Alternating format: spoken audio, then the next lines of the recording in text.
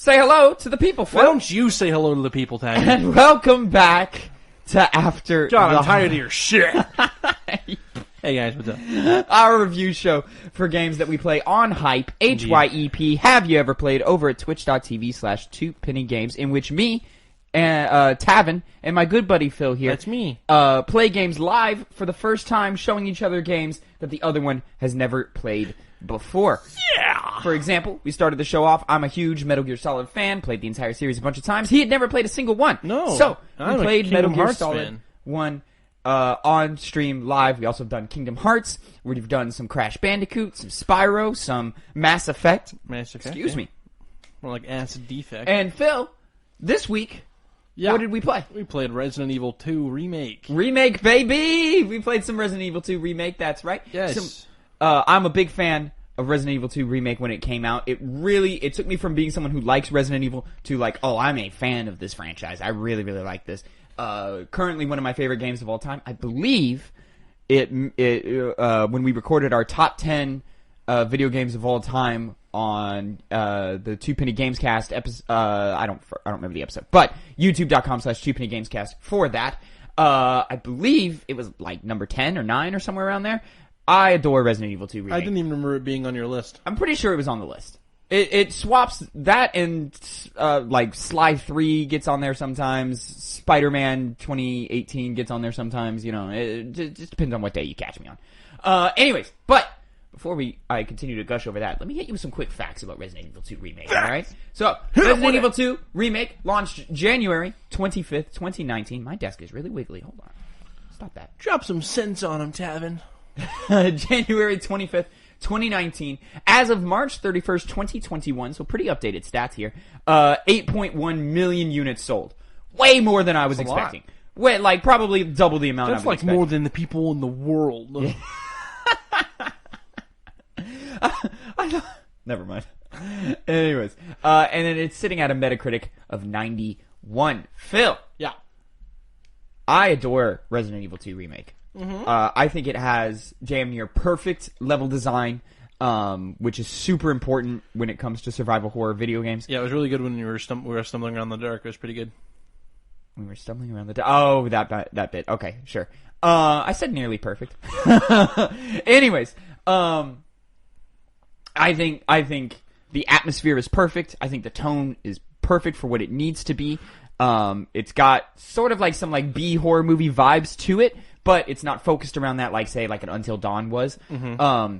And it's really just centered around let's build this world, let's build this tension, this atmosphere in the environment, and have the player explore just this 3D Metroidvania-esque world, along with, you know, you got your zombies and your lickers, and then the ever-present Mr. X, or Tyrant. Loved it. Fantastic. Yeah. Do they ever actually call him Mr. X in the game? I think it's in notes, but they don't directly call him anything. He's just there. And I remember in notes them calling him a Tyrant class, like whatever. Yeah, they call him Tyrant, and then I think there's something about him being called Mr. X or codename Mr. X or something like that. Anyways, and he was definitely called Mr. X back in the day in the original game. I've never played that version of the game. So, Phil, as a first-time player, what did you think of Resident Evil 2 Remake? Well, I never played a Resident Evil game before. Oh, it's your first Resident Evil as well. Period. Yeah. Excellent. I've never been much of a survival horror guy. Mm-hmm. But this one, like, whenever it's a game where like you have a fighting chance, you know. Yeah. I mean, obviously, except for like against Mr. X. Yeah. But you know, you were able to like avoid him, and like like whenever he's like charging at you at like a higher speed, because usually he's like just kind of walking towards you. Right. Just so you can get away. Sometimes like, he puts a little pep in his step, though. Yeah. Like when he first like breaks through like a wall and then he starts charging towards you. Yep. And you're like, okay, well I'm going the other way. I'm fucking leaving now. I'm going the other way. Yeah, it was a good time. I enjoyed almost all of it. Almost all of it, he says. The only part I didn't like was when I had to play as Ada. So. Yeah, I don't care for that part too much as well. You play as a different character. We played the Leon campaign for you. We probably, at least for hype, we probably will not revisit Resident Evil 2 for the Claire campaign. You can do that on your own time if you like. I would recommend you do, because I think that's the full experience for Resident Evil 2. But, you know, you got the general gist. It's good enough. We rolled some credits, you know, for what we're doing with this show. Good enough.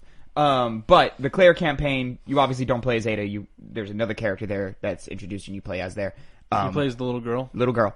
Okay. Way better segment. More puzzly, a little more like just kind of figure it out. Interesting. There's not really any combat in it. It's just kind of avoid the enemy type thing. But I can't imagine they would make a little girl. No, she's not like packing an M9 or some shit, like, you know.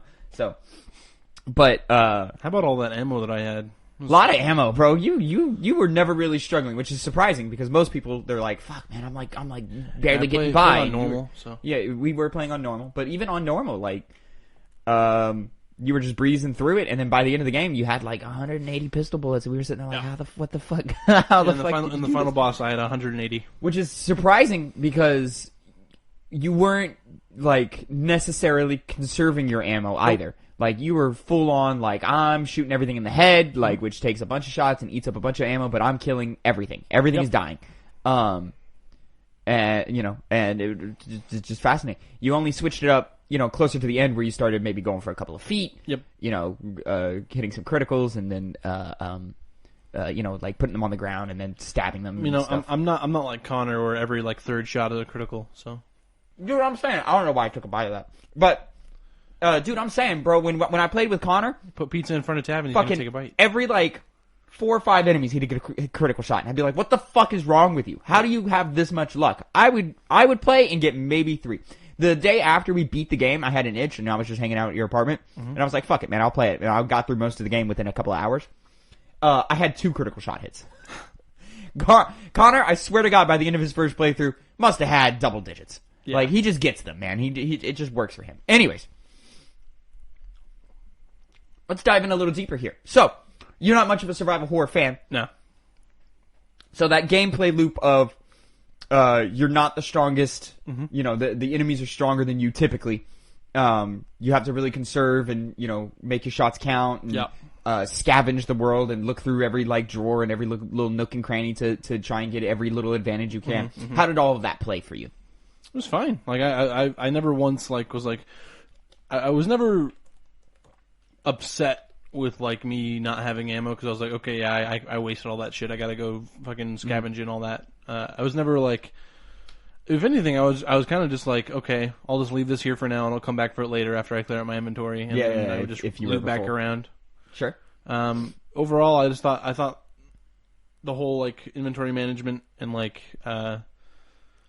crafting and all that was really satisfying and fun. Lovely. Dope. Fantastic. All that worked for you. I love the map in this game because it's very, very well like laid out and detailed. You always know like what rooms are connected to what, and like they go the extra mile of being like, hey, there's still shit in this room that you haven't found yet. And if you look at it and don't pick it up, they even mark it on the map for you and say, hey man, this item is here for you in case you missed it. And then like when it is cleared out, they give you that nice little blue. And it's like, hey man, you're done. I've always been more preferential to like mini maps in games where it's like it's just there, rather than having to like disconnect from like what I'm looking at around me to just go to like a screen with just a map. The more action focused Resident Evil games, 5 and 6, I know have mini maps. I think 4 does, but I could be I don't think 4 does. Actually, I think 4 has a regular map, but it's when I went back and played it years later, I was like, this map is a little archaic. It's not exactly everything it needs to be. But I think the Resident Evil 2 map, pulling it up and stuff, I think it works really well. Yeah.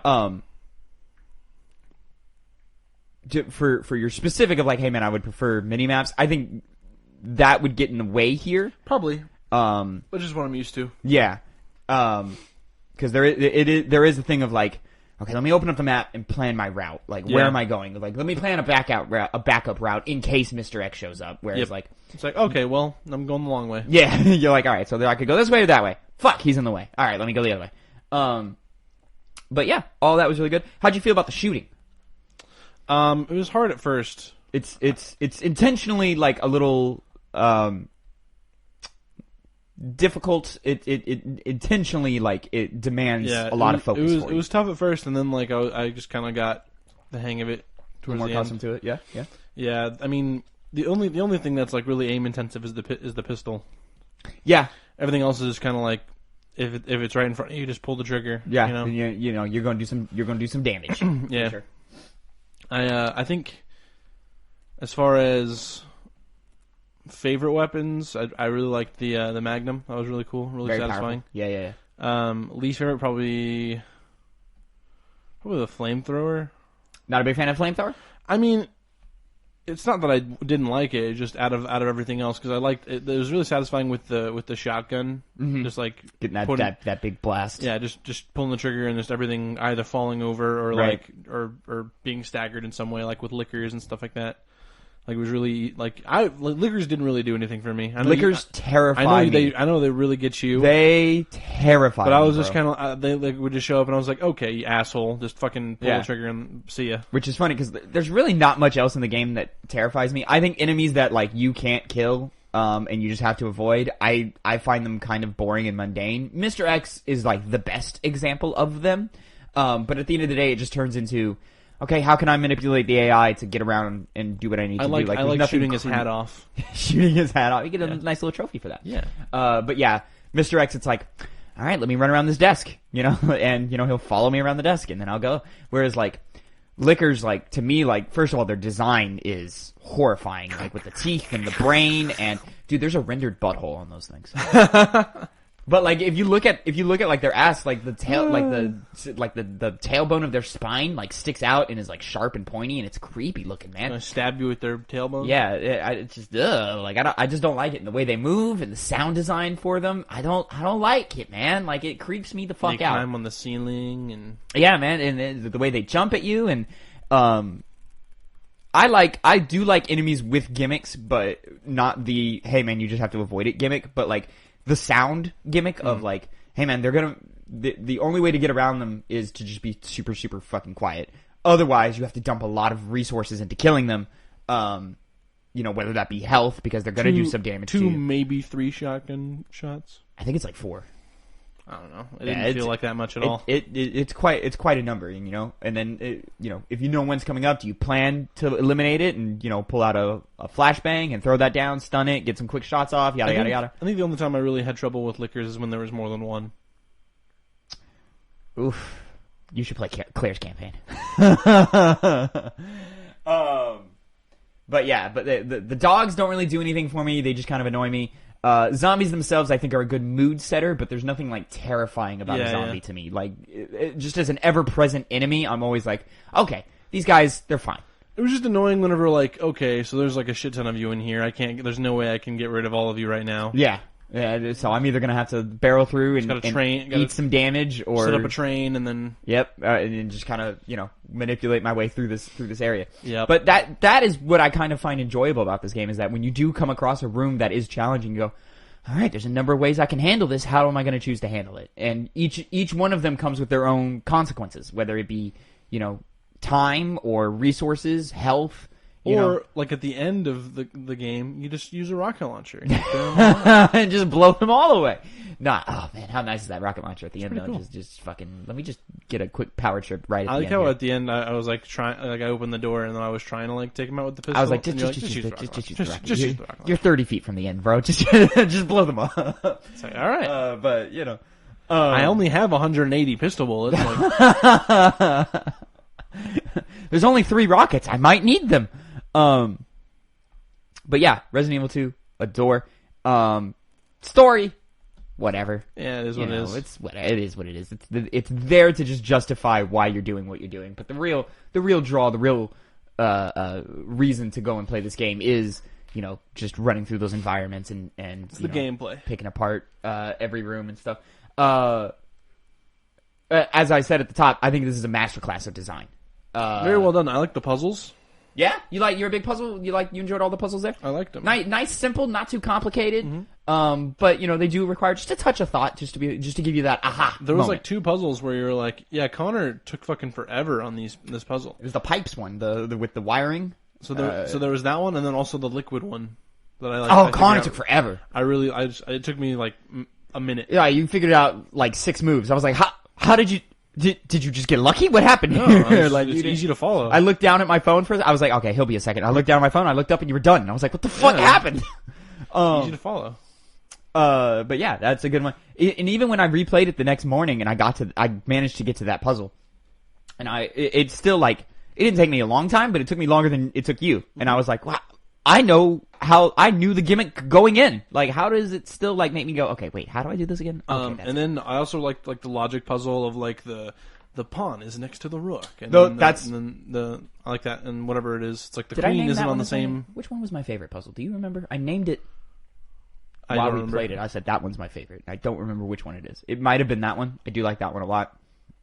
I mean, the rest of them are. Where you plug up all the holes with the chest. Oh, pieces. yes, in the sewers. Yeah.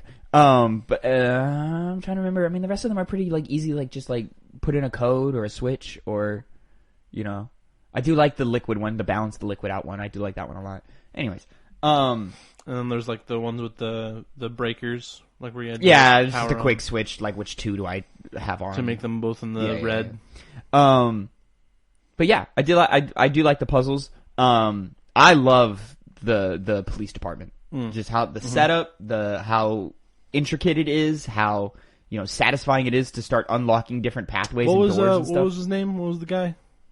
The copy meat, and then he turns into a zombie. Starts with an M. Morgan? Not Morgan. Let me Google it real quick. Mitchell. Mitchell. Miguel.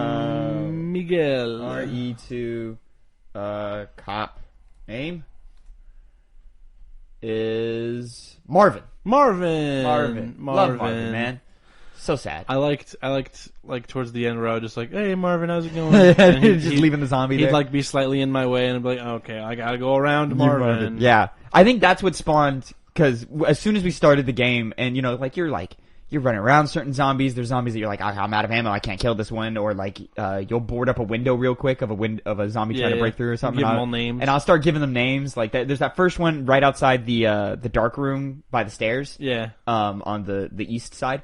That one's like, I forget what I call that one, Jeff or some shit. Like I'm like, hey Jeff, every time I pass by that window. Yep. How you doing? How's it going? I think Marvin is what spawned that, because I feel like most players don't kill Marvin. They just kind of let him be a zombie. I mean, maybe some do.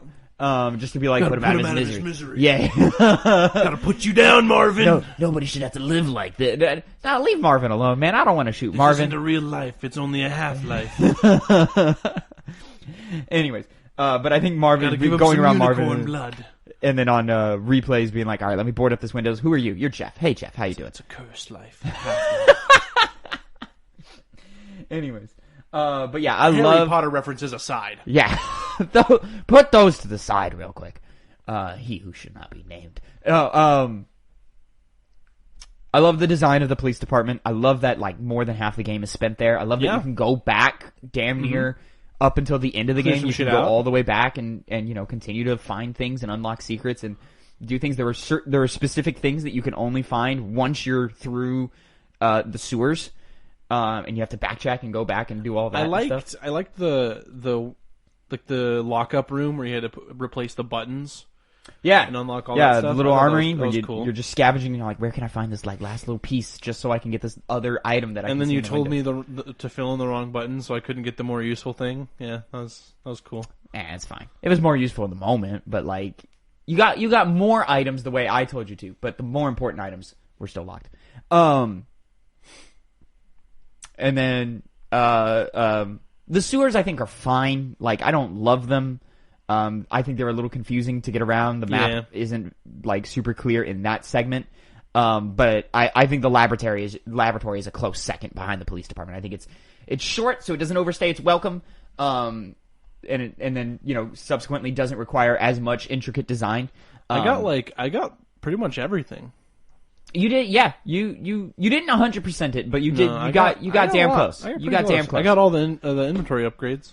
You for sure, yeah. You did that. You for sure did better than I did my first playthrough. But my first playthrough, like I missed. You missed didn't one or use two. The Magnum. Yeah, I never got the Magnum just because I never put I think I got the badge, but I never knew what to do with the badge. So I never like investigated it and flipped it around and Yeah, I really like that part of like the items you could get, where like if you could investigate them, you're like, I don't know what to do with this. Let me examine it and see if there's like a little. Oh, there's a little button. This badge becomes a USB stick. Right, exactly. And like the little frequency thing that you put on the wall, I like that too. Oh, you like? Yeah, that one's nice. That one's nice. I do like the portable safes. In which you get the keys for the armory room. That puzzle, I like those a lot. Those are charming to me. I'm like, look at this cute little thing. It gives you a little ringtone when you're done. Yep. All that great, good times, fun. I really do, Phil, urge you to go and play a second run. It's called a second. It's like a different menu. Don't hit like new game. It's called like second run or second playthrough. I forget what it's called. Claire? And do that as Claire, because they do switch things up in a way. Like enemy locations are different, dramatically different in some cases. The puzzle solutions are different. Really, just the codes are different. They like switch the codes around, so it's not exactly the same.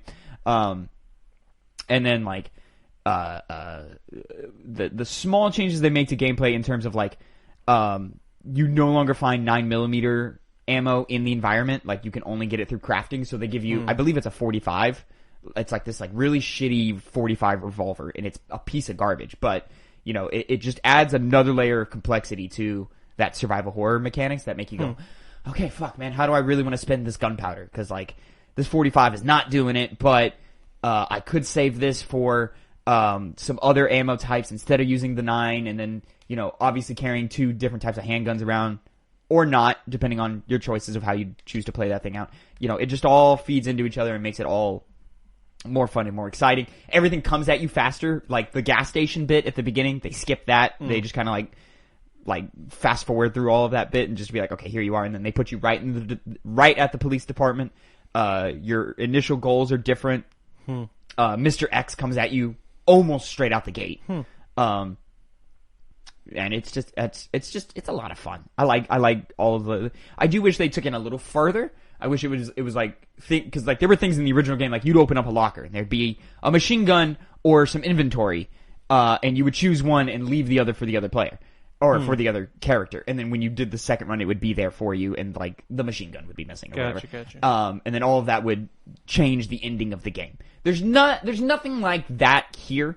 There's like a different key for Claire or whatever. Huh? There's like a different key for Claire. Yeah, there is a different key and stuff, but like Leon never has the choice between one key or the other key. You know, it's and then depending on which one you played first, the story would change and the paths would change. I believe the canon ending was Claire first and then Leon second. But again, like, who cares about the Resident Evil story that much? Like, cool, it's neat that it's all there, but. And even like things with Village, like they're still trying to like tie everything together. And make it. I'm like, yeah, we could just forget things that happened in 6, guys. We don't need 6. Like, but that's beside the point. Phil, anything? We barely even talked about him. How'd you feel about Mr. X? I mean, it's cool. I liked running away from him. I liked shooting off his hat. Yeah. I liked killing him.